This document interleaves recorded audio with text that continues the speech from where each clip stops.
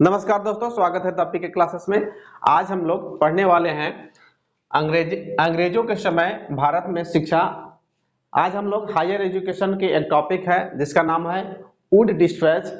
Wood dispatch को हम लोग पढ़ने वाले हैं। और पिछला वीडियो में हमने देखा लॉर्ड मैकाले की शिक्षा नीति। इसके पीछे हम लोग देखे थे चार्टर एक्ट 1813, जो भारत में अंग्रेजी शिक्षा जो कायम होना, भारत में अंग्रेजी शिक्षा के जो प्रारंभ कर सकते हैं चार्टर एक्ट 1813 के चार्टर एक्ट 1813 से स्टार्ट हुआ। आज हम लोग देखने वाले हैं वुड डिस्पैच। देखिए वुड डिस्पैच।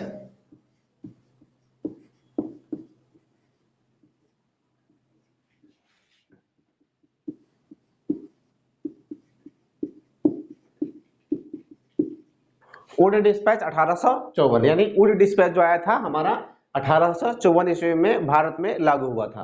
वुड डिस्पैच जो है भारत के लिए बहुत वरदान साबित हुआ। वुड डिस्पैच को भारत को शिक्षा जगत का मैग्ना कार्टा कहते हैं। और वुड डिस्पैच से आपको एग्जाम्स में प्रश्न आते हैं। आप यूजीसी नेट और जितने भी आपको हायर एजुकेशन से संबंधित जो एग्जाम हैं उनसे आप देखिएगा, क्वेश्चन उठा के देखिएगा, तो प्रत्येक एग्जाम्स में आपको वुड डिस्पैच से आते हैं प्रश्न। वो बहुत इंपॉर्टेंट है और भारत के लिए वरदान साबित हुआ था शिक्षा के क्षेत्र में। तो हम लोग एक एक करके देखते हैं कि वुड डिस्पैच क्या है। सबसे पहले जान लीजिए कि वुड क्या है। वुड मतलब ये लकड़ी वाला वुड नहीं है। वुड एक अंग्रेज का नाम था जिसका पूरा नाम था sir Charles Wood. Sir Charles Wood.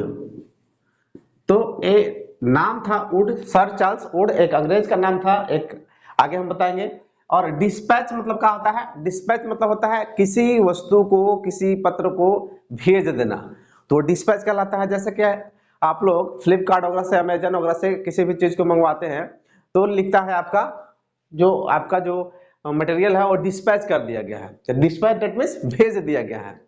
तो सर चार्ल्स वुड ने भारत में एक घोषणा पत्र भेजे थे जो शिक्षा से संबंधित था। इसी को वुड डिस्पैच कहते हैं।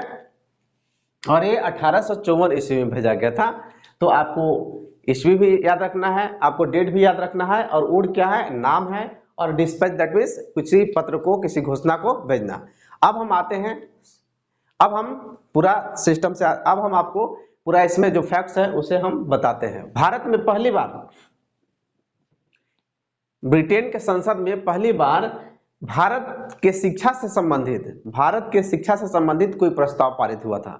पहले ब्रिटेन में कोई शिक्षा पर, भारत के शिक्षा संबंधित ज्यादा विस्तार पूर्वक बात नहीं किया गया था, कोई प्रस्ताव पारित नहीं किया गया था। लेकिन यह ब्रिटेन के संसद में पहली बार भारतीय शिक्षा के संबंध में एक आपका नियम पारित हुआ। इस नियम का नाम था वुड डिस्पैच। और वुड डिस्पैच आपको 1854 ईस्वी में पारित हुआ। तो वुड डिस्पैच इसलिए कहा जाता है कि यह जो है ईस्ट इंडिया कंपनी में सर चार्ल्स वुड ने बोर्ड ऑफ कंट्रोल के अध्यक्ष थे।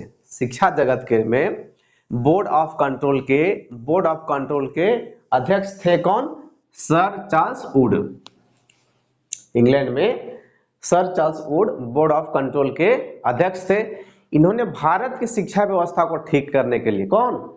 सर चार्ल्स वुड ने भारत की शिक्षा व्यवस्था को ठीक करने के लिए इन्होंने गवर्नर, जो भारत में जो तत्कालीन गवर्नर जनरल थे, गवर्नर जनरल लॉर्ड डलहौजी, तो लॉर्ड डलहौजी को 1854 ईस्वी में इन्होंने एक पत्र भेजा, एक घोषणा पत्र भेजा। तो उसमें, जिसमें वुड डिस्पैच भारत में आया, उसमें गवर्नर जनरल कौन थे? तो लॉर्ड डलहौजी।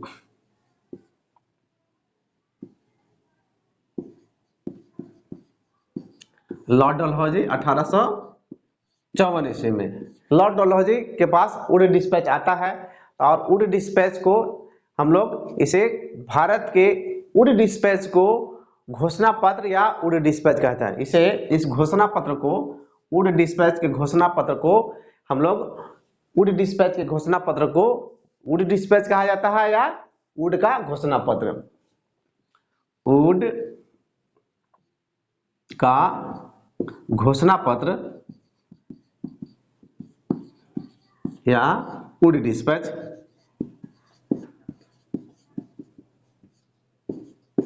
वुड का घोषणा पत्र या वुड डिस्पैच, इन्होंने जो घोषणा पत्र भेजा वह वुड डिस्पैच कहलाया या वुड डिस्पैच का घोषणा पत्र कहलाया।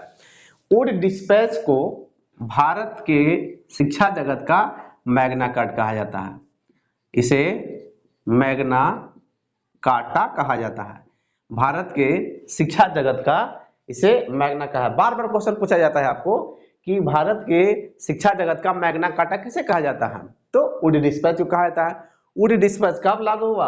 1854 ईस्वी में लागू हुआ। वुड डिस्पैच किसने लागू किया?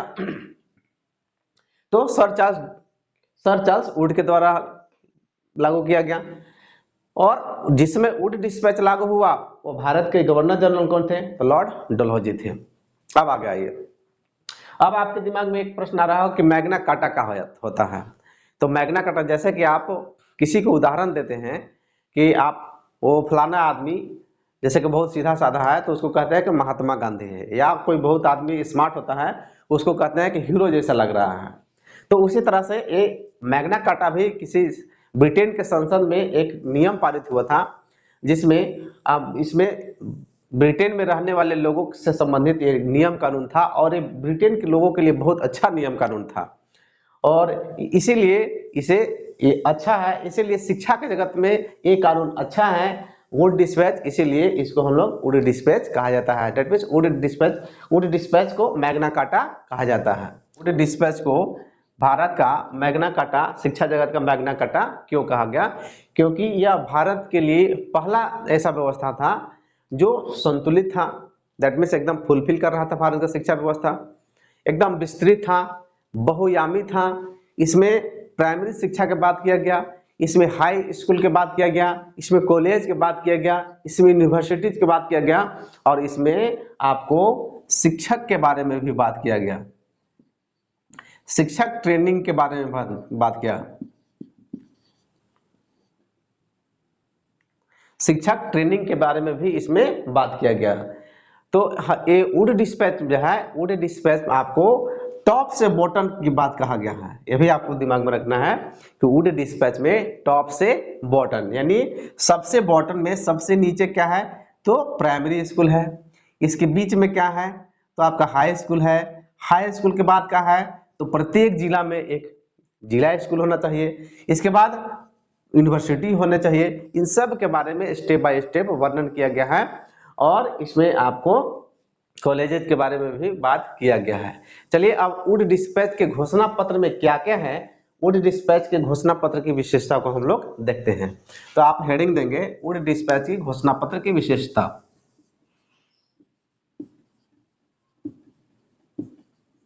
वुड डिस्पैच की विशेषता,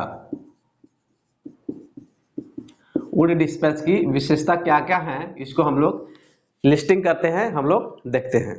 तो वुड डिस्पैच में पहला बात जो कहा गया था कि जो शिक्षा जो होगा, शिक्षा का उत्तरदायित्व स्वयं सरकार करेगी। इसमें पहला पॉइंट कहा गया कि जनसाधारण की जो शिक्षा होगा, जनसाधारण की शिक्षा की दायित्व राज्य सरकार को होगी। यानी कहने का मतलब हुआ कि उसमें जो स्थानीय सरकार थे, जो स्थानीय राजा थे, जो शासन कर रहे थे, जो अपने क्षेत्र में शासन कर रहे थे, उनकी ये जिम्मा दे दिया गया कि नहीं आप अपने स्तर से इसको आप देखिएगा। ऐसा नहीं है कि ब्रिटिश ईस्ट इंडिया सभी क्षेत्र को कवर कर सकता है, सभी चीज को नहीं दे सकता है। इसलिए जो स्थानीय स्तर पर हैं, शासन कर रहे हैं, उनका दायित्व होगा कि प्राथमिक शिक्षा को आप देखिए, आप शिक्षा व्यवस्था को देखिए। दूसरा बात कहा गया कि गांव में जो पढ़ाई होगी वह देसी भाषा की पढ़ाई होगी। प्रत्येक वर्ड को आप ध्यान से देखिएगा क्योंकि आपको क्वेश्चन इसी से डीपली पूछ दिए जाते हैं। यदि आप लेक्चर को नहीं समझिएगा, सिर्फ नोट्स को पढ़िएगा तो आप क्वेश्चन को ठीक नहीं कर पाइएगा। इसलिए आपको कंसेप्ट बनाने के लिए आपको लेक्चर भी सुनना जरूरी होता है। तो दूसरा जो पॉइंट कहा गया कि गांव में देसी भाषा की पढ़ाई होगी। जो स्कूल होगा छोटे स्तर में, गांव में देसी भाषा की पढ़ाई होगी।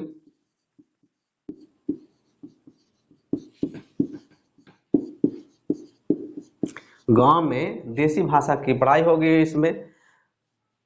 और पिछला वीडियो में आपने देखा था कि लॉर्ड मेकाले की जो शिक्षा नीति था वह देसी भाषा पर नहीं था, वो फुल्ली इंग्लिश पर था, उसमें इंग्लिश शिक्षा पर ज्यादा जोर दिया गया था।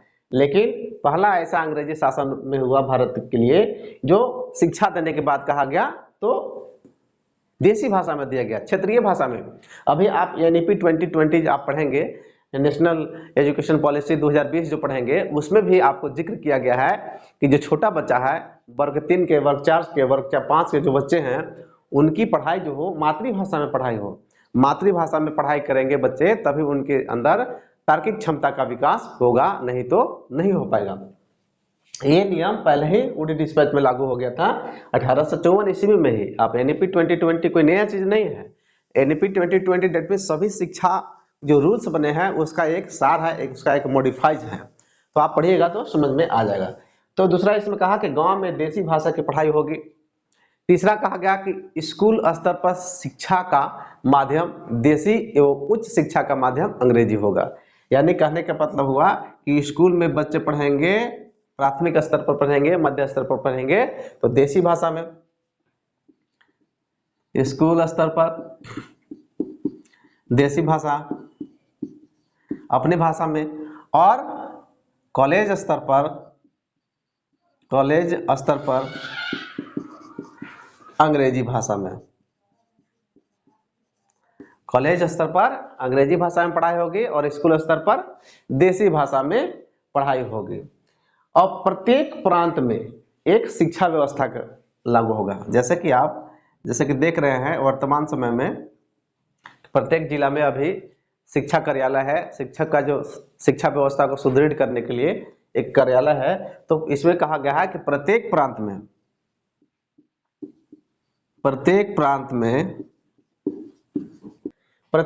में क्या होगा, शिक्षा विभाग होगा।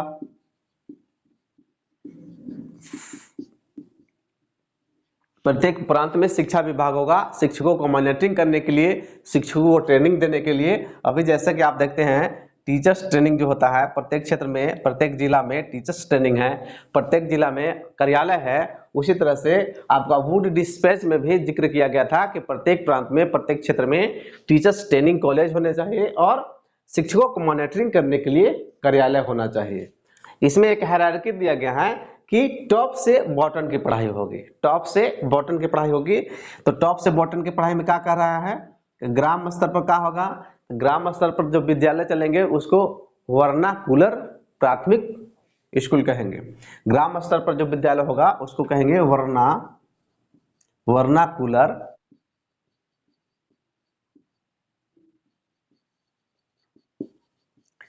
ग्राम स्तर पर जो विद्यालय होंगे उस विद्यालय का नाम होगा वर्नाकुलर प्राथमिक स्कूल, वर्नाकुलर प्राथमिक विद्यालय। देखिए वर्नाकुलर डेट मीन्स कहने का मतलब है कि वर्नाकुलर एक अंग्रेजी लैंग्वेज है, एक अंग्रेजी वर्ड है जिसका अर्थ ही होता है क्षेत्रीय भाषा या लोकल भाषा। तो वर्नाकुलर विद्यालय की स्थापना की गई और इसमें कैसी पढ़ाई होगी, जैसा कि आप लोग स्पष्ट है, वर्नाकुलर मतलब क्या होगा, क्षेत्रीय भाषा। तो इसमें कौन सी भाषा का पढ़ाई होगा, क्षेत्रीय भाषा, देसी भाषा की पढ़ाई होगी।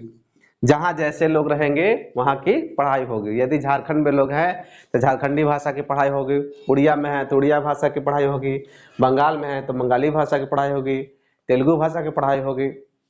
तो इन सभी क्षेत्रों में जो प्राथमिक स्तर के जो विद्यालय कहा गया उसको वर्नाकुलर प्राथमिक स्कूल कहा गया। तो आपसे प्रश्न पूछा जा सकता है कि वर्नाकुलर प्राथमिक विद्यालय का कंसेप्ट कहां से आया, तो वर्नाकुलर प्राथमिक विद्यालय का कंसेप्ट आया वुड डिस्पैच से आया। दूसरे स्तर पर जो विद्यालय होते थे उसको कहा जाता था जिला स्तर के विद्यालय। जिला स्तर के विद्यालय देखिए हम नीचे से चल रहे हैं उसको देखिएगा, जिला विद्यालय, जिला स्तर पर जो विद्यालय होंगे उसको वर्नाकुलर स्कूल। इसमें कौन सी भाषा की पढ़ाई होगी, तो इसमें आपको आंग्ल देसी भाषा की पढ़ाई होगी। आंग्ल देसी भाषा की पढ़ाई होगी। आंग्ल देसी भाषा कहने का मतलब क्या हुआ कि आधा हिंदी आधा भारतीय भाषा में पढ़ाई होगी और आधा विदेशी भाषा की पढ़ाई होगी, आधा अंग्रेजी, यानी हिंदी और इंग्लिश दोनों को मिक्स करके पढ़ाया जाएगा हाई स्कूल में। तो जिला स्तर के जो विद्यालय होंगे वर्नाकुलर हाई स्कूल होंगे, उसमें हिंदी और इंग्लिश दोनों को मिक्स करके पढ़ाया जाएगा। तीसरा इन्होंने बात कही कि प्रत्येक प्रेसिडेंसी में एक यूनिवर्सिटी होंगे। प्रेसिडेंसी में क्या होंगे, प्रत्येक प्रेसिडेंसी में एक यूनिवर्सिटी होगा। तो प्रेसिडेंसी क्या है, तो अंग्रेजों के समय में जैसे कि अभी आप राज्य देख रहे हैं, उसी तरह से अंग्रेजों का जो प्रशासनिक क्षेत्र होता था, जो उनका जो विस्तृत क्षेत्र होता था, उसको हम लोग प्रेसिडेंसी कहते हैं। जैसे कि अंग्रेज आए थे व्यापार करने के लिए, तो एक छोटा क्षेत्र में सिमट कर रह गए थे, एक छोटा राज्य मिला था उनको, लेकिन जब वो अपना क्षेत्र विस्तार कर लिए तो उसका नाम रखा गया प्रेसिडेंसी। तो प्रेसिडेंटी दैट मीन्स अंग्रेजों को जो प्रशासनिक क्षेत्र होता था, जहां से वे कानून चलाया करते थे, जहां से उनकी सभी गतिविधि चलता था, उसको हम लोग प्रेसिडेंसी कहते थे। और प्रेसिडेंसी अंग्रेजों के पूर्ण डिस्पैच के अनुसार प्रत्येक प्रेसिडेंसी में क्या होगा, एक यूनिवर्सिटी होगा। तो उसमें 3 प्रेसिडेंसी थे, बम्बई, कोलकाता और मद्रास। बम्बई, कोलकाता और मद्रास। तो बम्बई, कोलकाता और मद्रास प्रत्येक प्रेसिडेंसी में एक यूनिवर्सिटी होगा, एक विश्वविद्यालय की स्थापना होगी। और विश्वविद्यालय की स्थापना होगी तो यहाँ पढ़ाई किस माध्यम में होगा, तो यहाँ पढ़ाई होगा अंग्रेजी माध्यम में। यहाँ पढ़ाई होगी अंग्रेजी माध्यम में, प्रेसिडेंसी में पढ़ाई होगी, यूनिवर्सिटी में पढ़ाई होगी अंग्रेजी माध्यम में। और इसमें क्या कहा गया, आगे इसमें क्या कहेगा, छठा जो पॉइंट जो जिक्र किया गया,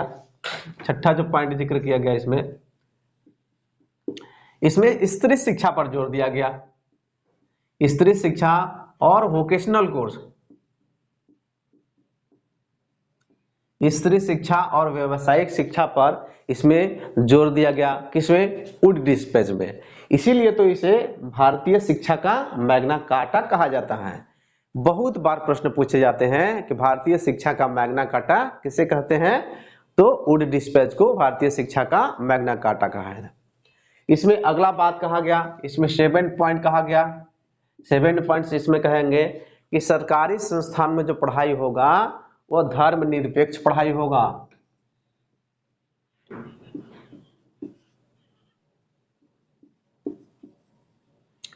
सरकारी संस्थानों में जो पढ़ाई होगी वह धर्मनिरपेक्ष पढ़ाई होगी। ये नहीं कि उर्दू पढ़ाई होगा, संस्कृत पढ़ाई होगा, बांग्ला पढ़ाई होगा। पढ़ाई होगा लेकिन उसमें सभी जाति वर्ग के लोग पढ़ेंगे। इसमें नहीं है कि उर्दू पढ़ाई होगी तो सिर्फ मुस्लिम पढ़ाई होगा, संस्कृत पढ़ाई होगा तो सिर्फ हिंदू की पढ़ाई होगी। सभी लोग पढ़ेंगे। और इसमें धार्मिक पढ़ाई नहीं होगी, इसमें गीता, रामायण, महाभारत, कुरान, इसमें पढ़ाई नहीं होगी। इसमें पढ़ाई होगी तो जानकारी से संबंधित होगी और सबके लिए इक्वल होगा, सबके लिए समान होगा। दूसरा बात कहा गया, अगला इसमें बात कहा गया, 8 पॉइंट्स में इसमें बात कहा गया, 8 पॉइंट इसमें बात कहा गया, जो निजी क्षेत्र हैं, जो निजी क्षेत्र में जो विद्यालय खोलना चाहें, जो लोग निजी क्षेत्र के जो विद्यालय खोलना चाहेंगे उसको अनुदान मिलेगा। तो निजी क्षेत्र में जो प्रयास करेंगे उन्हें क्या मिलेगा, अनुदान मिलेगा। तो अनुदान की व्यवस्था वुड डिस्पैच से स्टार्ट हुआ।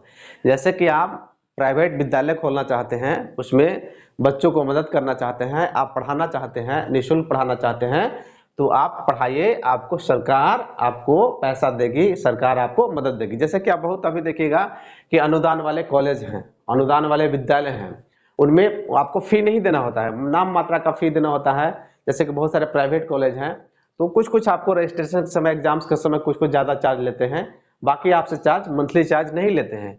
तो वो अभी भी ये है कि आपको जो हायर एजुकेशन का सिस्टम है, जो कॉलेज का है, वो अनुदान मिलता है, राज्य सरकार के द्वारा अनुदान मिलता है। तो अनुदान जो प्रारंभ किया गया, जो निजी क्षेत्र में विद्यालय चला रहे हैं, कॉलेज चला रहे हैं, अनुदान का जो शुरुआत हुआ वुड डिस्पैच से ही शुरुआत हुआ। अनुदान का सिलसिला ये नया नहीं है, बल्कि वुड डिस्पैच से ही है, आपका 1854 ईस्वी से ही स्टार्ट है और अभी तक ये चलते आ रहा है।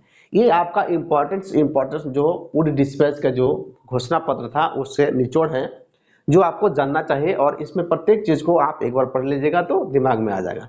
ये रखिएगा कि बॉटम से टॉप की ओर कहा गया है, ऊपर से नीचे नहीं, नीचे से ऊपर की शिक्षा की बात कहा गया है वुड डिस्पैच में। अब हम इसका परिणाम जान जाते हैं, वुड डिस्पैच के क्या परिणाम निकले, क्या कंक्लूजन निकले, इसको हम लोग जान जाते हैं।